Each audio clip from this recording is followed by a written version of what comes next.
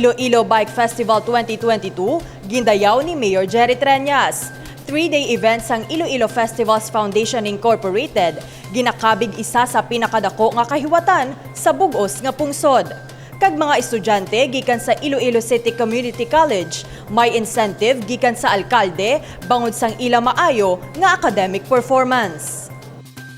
Nangin madinalagon ang 3-day event sang Iloilo Bike Festival 2022. Nagkalain-lain nga aktibidad ang na-enjoy sa mga Ilonggo, lakip na sang mga bisita sang syudad.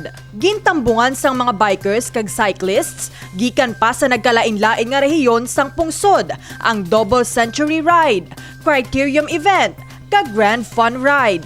Gindayaw ni Mayor Jerry Treñas ang Iloilo Festivals Foundation Incorporated kag ang MICE Iloilo City sa madinalagon nga selebrasyon. Una sa tanan, ginakomend ko gid ang aton nga City MICE Office upod sa Iloilo Festivals Foundation for a very well-attended Iloilo Bike Fest. Palakpakan tagin sila. Maayo gid ang ilang paghiwat sang Bike Fest. Madamo nagtambong kag napakita nga ang Iloilo is really the bike festival of the Philippines.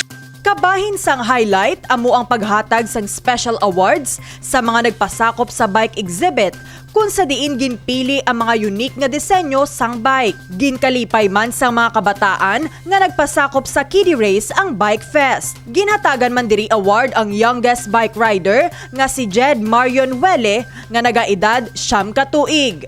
Magluwas sa awarding sa mga nagpanguna sa bike races, kabahin man sang programa ang pagdonar sa mga bike gikan sa Nearsol BPO para sa 5 nga napilian nga frontliners. Ginlunsar man sa ulihi nga adlaw ang Bike Capital of the Philippines Forum kung sa diin ginpresentar ang nagkalain-lain nga inisyatibo sang Iloilo City Government para sa pagpasanyog sang syudad kag paglaom nga mangin Bike Capital of the Philippines. Ang ini nga kahiwatan ang ginakabig isa sa pinakadako nga bike event sa bug-os nga pungsod. Ginapanan-aw man sa karon nga mangin enggrande pagid ang Bike Festival sa madason nga tuig. Nahibaluan, back-to-back ang awards sang Iloilo City kung pagtibong sang bisikleta ang paghahambalan. Gold awardee ang syudad sa Bike Lane Awards, amuman sang Mobility Awards sang DILG.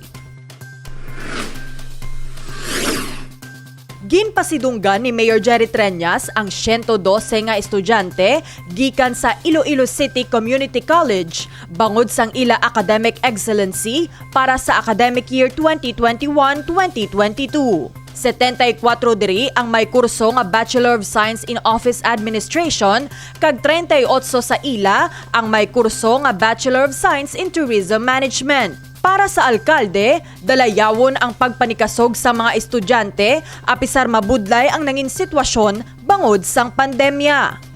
Ginakomend ko ini nga mga kabataan. Ini nga kabataan may academic award sa aton sa ICC kag ginatagan ni sila tag-isa ka libo halin sa extraordinary fund sang Office of the Mayor. Palakpakan nato ni sila. We hope that you will continue your excellent education so that you will be a major change in your families.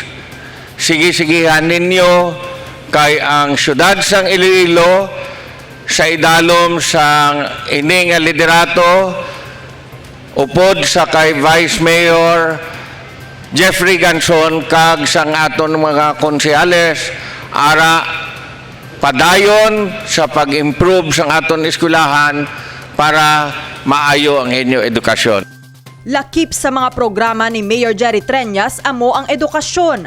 Gani, lubos ang pagpasalamat sini sa maayo nga curriculum sa ICCC o kun Iloilo City Community College. Sa masunod nga school year, 3 ka kurso na ang itanyag sa ICCC. Iniamo ang BS in Tourism Management, BS in Office Administration, kag Bachelor of Special Needs Education, Major in Early Childhood Education. Justine Catalan para sa Level Up Patrol.